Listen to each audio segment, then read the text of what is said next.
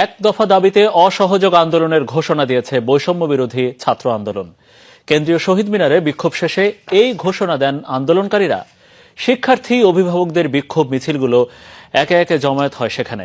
দুপুরের পর রাজধানীর বিভিন্ন স্থান থেকে মিছিল নিয়ে শিক্ষার্থী, শিক্ষক, অভিভাবক, বিভিন্ন সামাজিক, সাংস্কৃতিক আর পেশাজীবী সংগঠনগুলো সমবেত হন শহীদ মিনারে। সব মিলে বিভিন্ন শ্রেণী পেশা ও বয়সী মানুষের সমাগমে এক জনসমুদ্রে পরিণত হয় আশপাশের এলাকা। সিলন ফ্যামিলি ব্লেন্ডের কড়ালিকার আর সতেজ স্বাদের পারফেক্ট ব্লেন্ডে স্বপ্নেরা মিলুক টানা। যত দূর চোখ যায় মানুষ আর মানুষ, কে শিক্ষার্থী, কে অভিভাবক, কে পেশাজীবী, চেনা দায়। সবার গন্তব্য রক্ত দিয়ে কেনা স্বাধীন বাংলাদেশের ভিত্তিমূল কেন্দ্রীয় শহীদ মিনার। সেই উদ্বেলিত ছাত্র জনতার কণ্ঠে নানা স্লোগান, মুষ্টিবদ্ধ হাতে হাজারো কণ্ঠে দীপ্ত প্রতিবাদ। এত মানুষ মরল কেন? আমি আমার শহীদ ভাইদের বিচার চাইতে আসছি। এটা হবে, তারপরে তো মানুষজন বাসায় যাবে, তার আগ পর্যন্ত তো মানুষ বাসায় যাবে। রক্তের উপর বসে, এত শহীদের উপর বসে আমরা কোনো আলোচনা মানব না।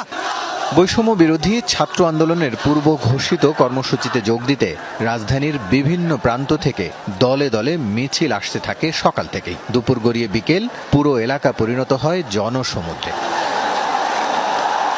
শিক্ষার্থীদের সাথে মাথায় ও হাতে লাল সবুজের পতাকা নিয়ে অংশ নেন অভিভাবকরা।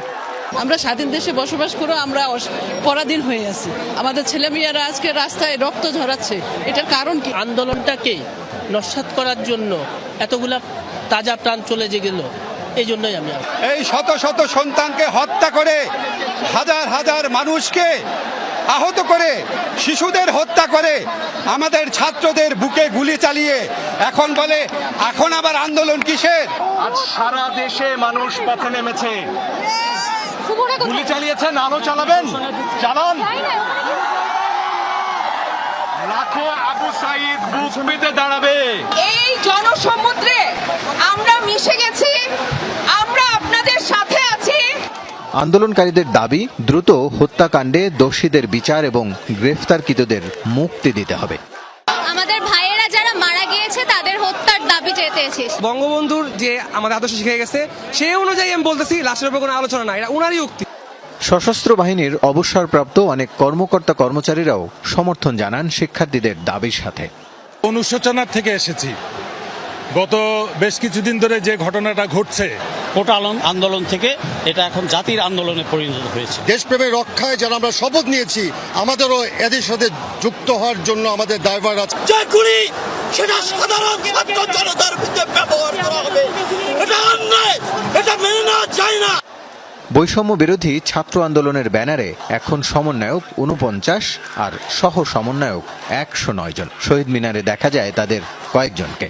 অসহযোগ যেমন চলবে, এই বসে আমাদের বিক্ষোভ এবং গণ অবস্থান কর্মসূচিও পাশাপাশি চলবে। পাড়ায় মহল্লায় আপনারা বিক্ষোভে নেমে আসুন এবং গণ অবস্থান তৈরি করুন। আমরা অতি শীঘ্রই মার্চ টু ঢাকা ঘোষণা করব। আমরা